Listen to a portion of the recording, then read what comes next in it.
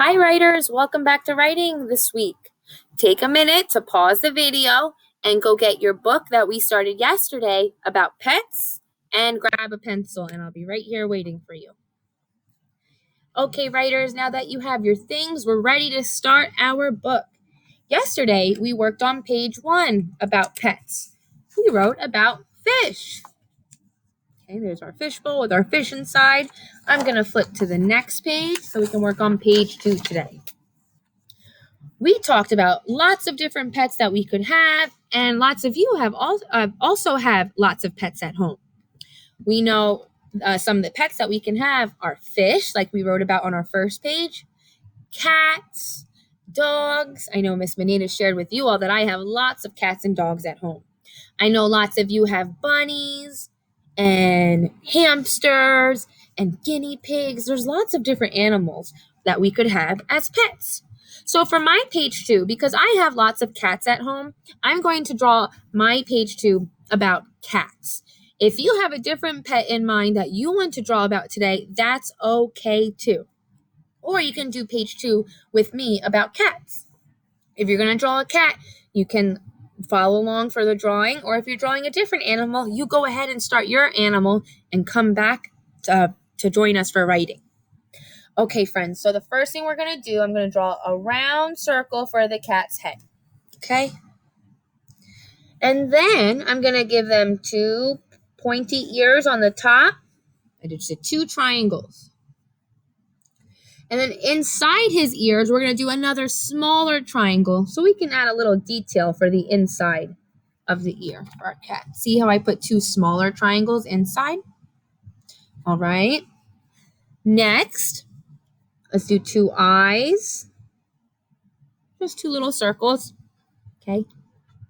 All right, friends. And for the cat's nose, I'm going to do an upside down triangle. So what we have to do first, we draw a line across and we put the point on the bottom. Okay. And from there, so we can draw like his mouth showing.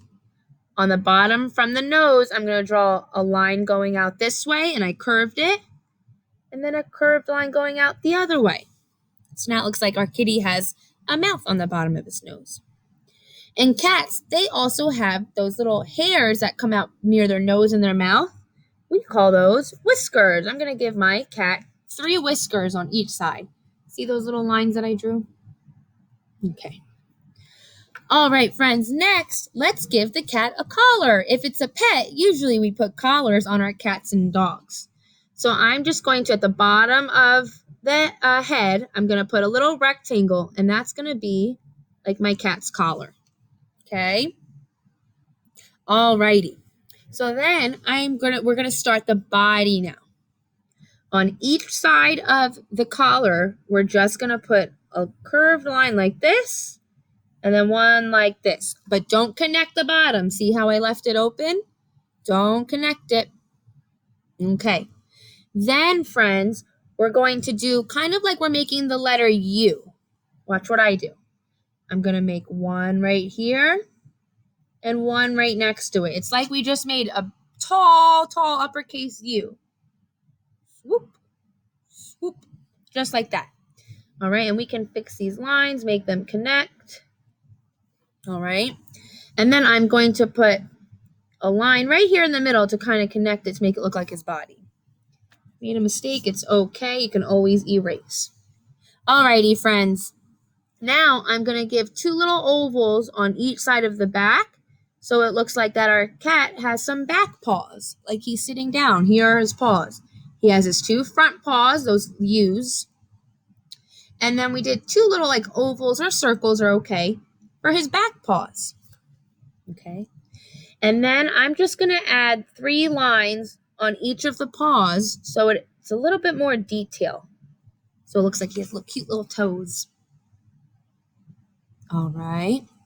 And the last thing our cat needs is a tail. And there's our cat. Maybe if we want to add some detail, I'm going to draw the ground. Maybe we can draw the bowl of food and water. Okay, you can go back and add detail. Whatever you want, you can go back and add it. All right, friends. So now that we have our picture of our cat, or maybe you drew another pet, that's okay. Now we need to add our label.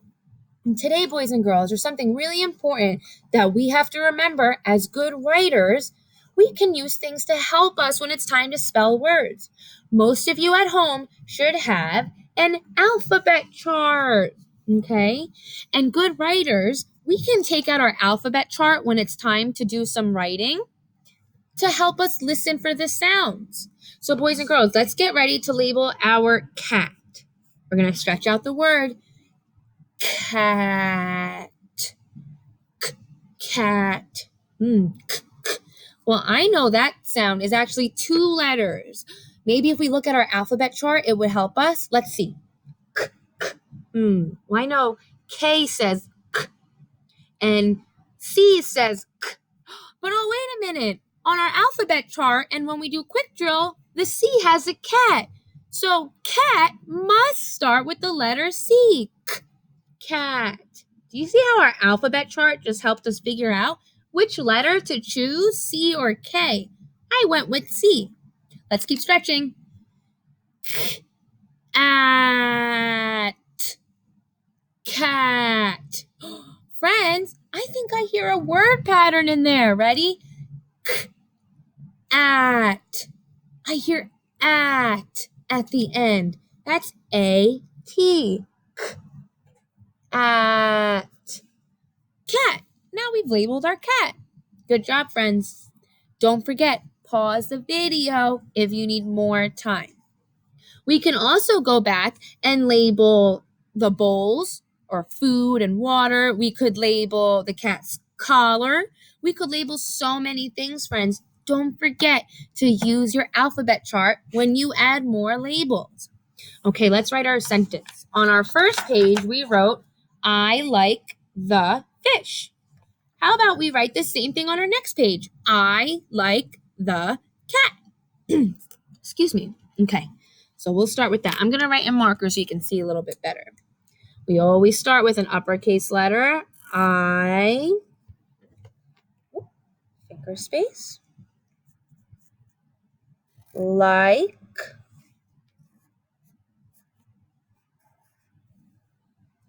finger space, the,